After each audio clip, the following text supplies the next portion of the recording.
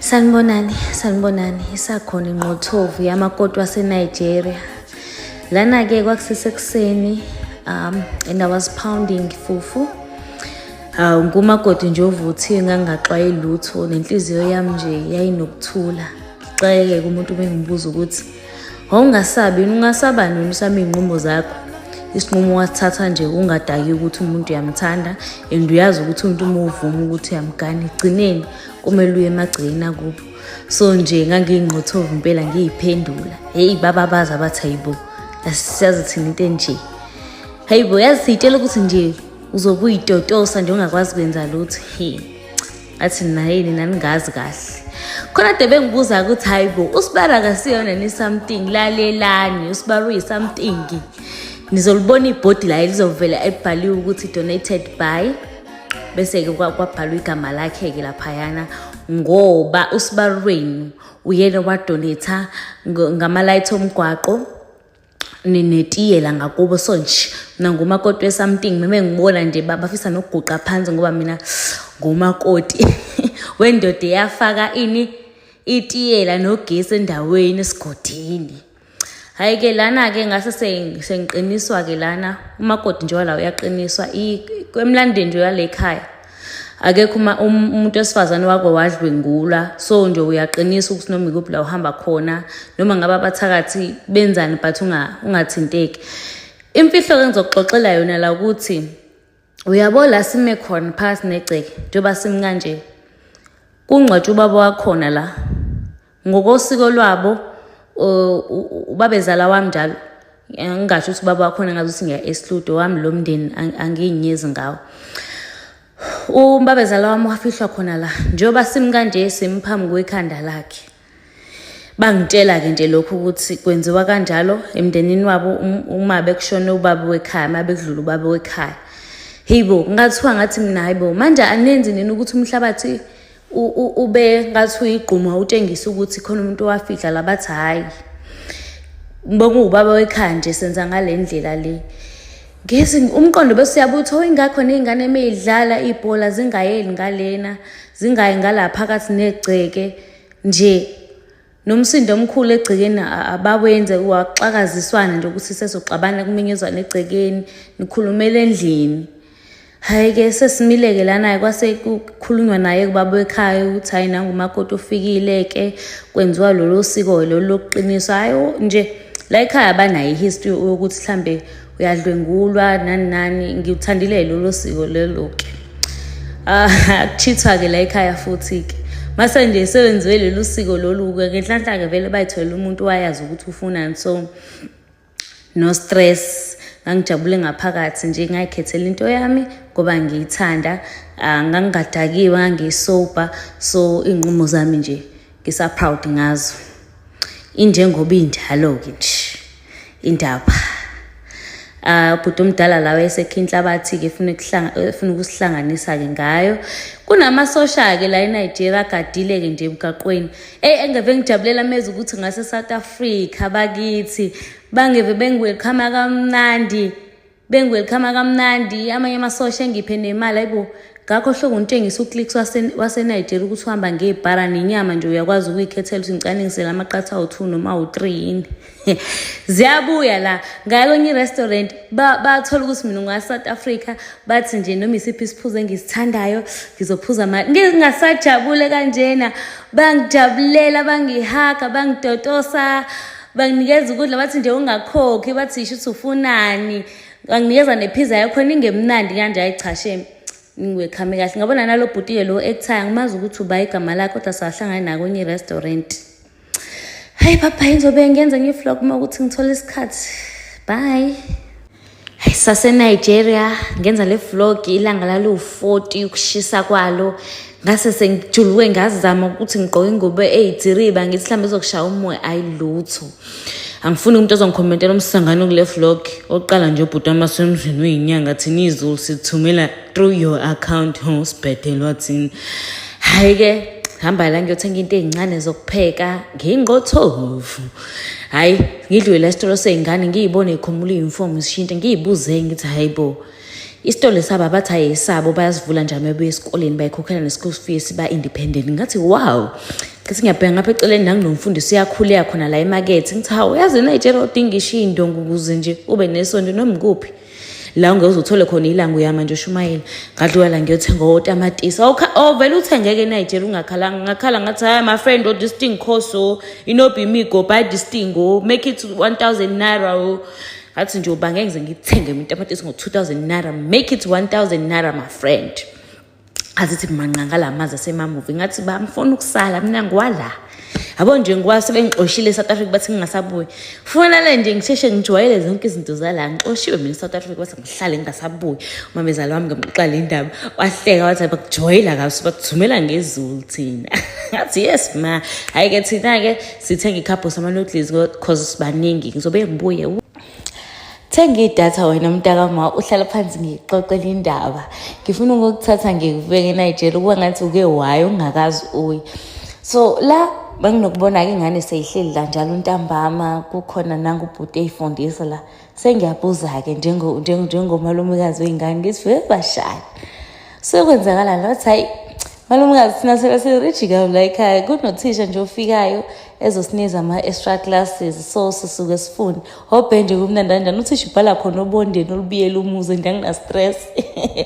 Sebe baqeda la ngase sengibenzele i-fruit platter, ngabenzela iplatter la bese bedla ngababiza bayashoda-ke bawu-13 mebephelele badla-ke lana bajabule bathi hawu anti sokubonga nganje kodwa ngathi mina noma yini ngifuna ukubona ukuthi bacabangani bathi okay anti sibambe amagundane babiza nge-bushmeat. Ngathanda ukudla igundane yini namhlanje sikwenzele igunda. Ngathi hayi anginankinga bashani lethani igundane. Malumekazi uzodla bathi hayi khetha othandayo ngase ngilikhomba leli ngathi lithe ukhuluphaka ngathi ninonile. Hayi babamba kumfana wangenzela belimnandini igundane kutshela belimnandi wena wazi lutho izinto ezizenzayo.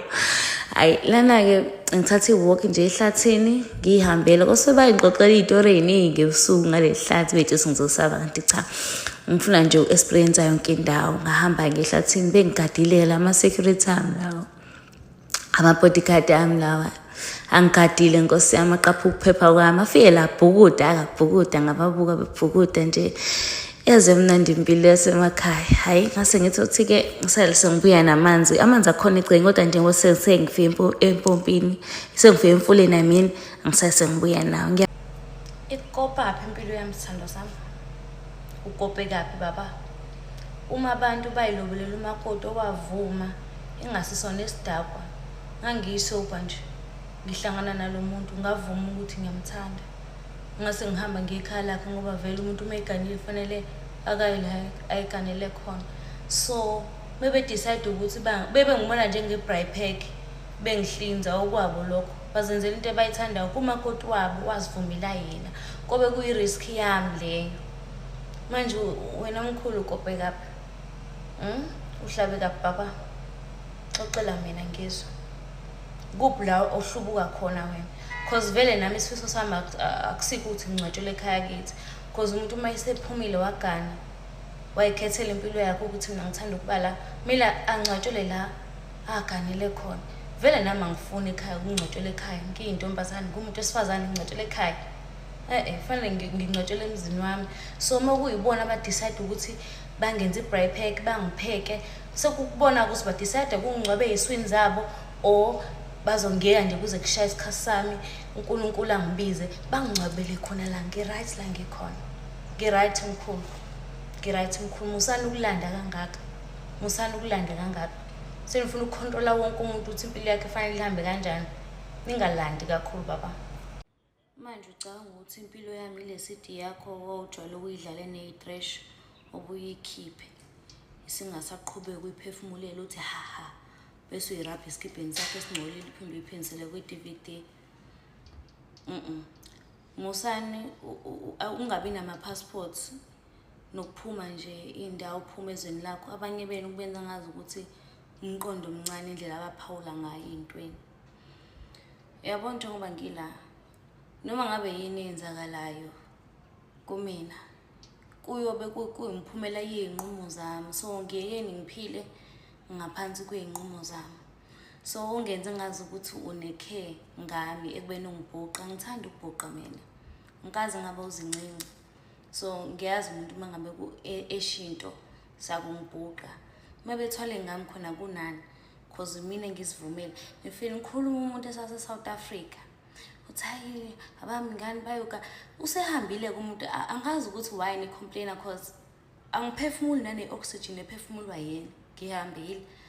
So ukuthi nginitshengisile ukuthi ngikuphi ngenzani, lokhu akuchazi ukuthi nginika amagunya ukuthi nizame ukungicontrola noma ningidelele. Angeke nize nikwenze lokho mina, angeke nize nikwenze lokho. So nje impilo yami asiyona nesithi yakhwethanga ngo-R10 usicanga ukuthi yonke into oyibona emamuvini iyenzeka. Bese omunye athi hayi bengakubulala lapho, bangaka abantu besifazane babebulawa e-South Africa ke bebulawa amadoda abo. Uma ukuthi yonke into i-perfect nge-South Africa, why phona nifaka ama-profile pictures aphephule? Cause uma une-passport nje u-right ujwayele uhambe iy'ndawo, yazi ukuthi izwe nezwe liney'khohlakali zalo. Abantu nje abakhohlakele nabagangile nababulali, kodwa kube kunjalo khona nabalungile. So ngeke uze uthathe into oyibuka emuvini nento okuyizwe kwabanye abantu ukuthi kwenzeka ukuthi mina ngiyilapho bese uyitshela ukuthi wonke umuntu uzoba kanjalo kuyena. Lokho kutshengisa ukuba uzincinci nje, ukuba nomqondo owushoti.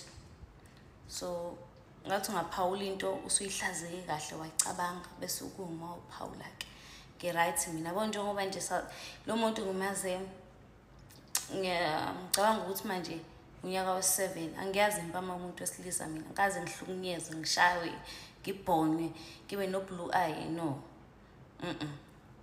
So njengoba sengishilo nje ukuthi ngi-right la ngikhona. So angithandi umuntu oyishaya ngazi ukuthi une-care ngami kanti uyangibhuqa, ufuna ama-likes ngami kuma-comment yakhe nje, ufuna ukuthi idobhe ama-likes ngami. No, ngingakwenzi lokho, ngi-right mina. Hello Mzansi, welcome to Mgosi waseMzansi. Kunesese who's from KZN. She's Zulu and she's married to a Nigerian man.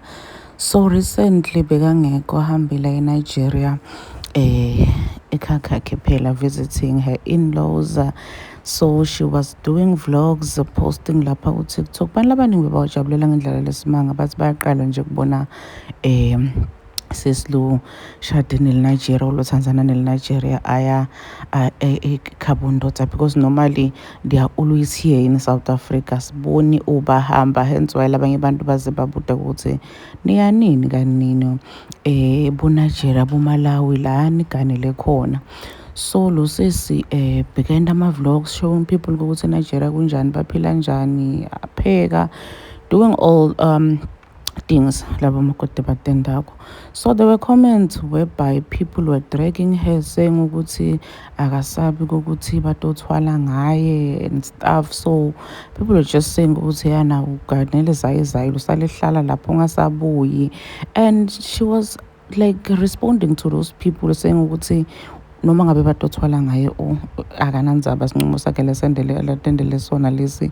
She was not drunk, uyamthanda umuntu wakhe and akafuni kufela ekhaya, ku-right nje abantu bangamdrega all they want, but yena she's in love ke sana. Do comment your thoughts down on the comment section. Don't forget to hit the notification bell. I'll see you on the next one. I'm signing out. Goodbye.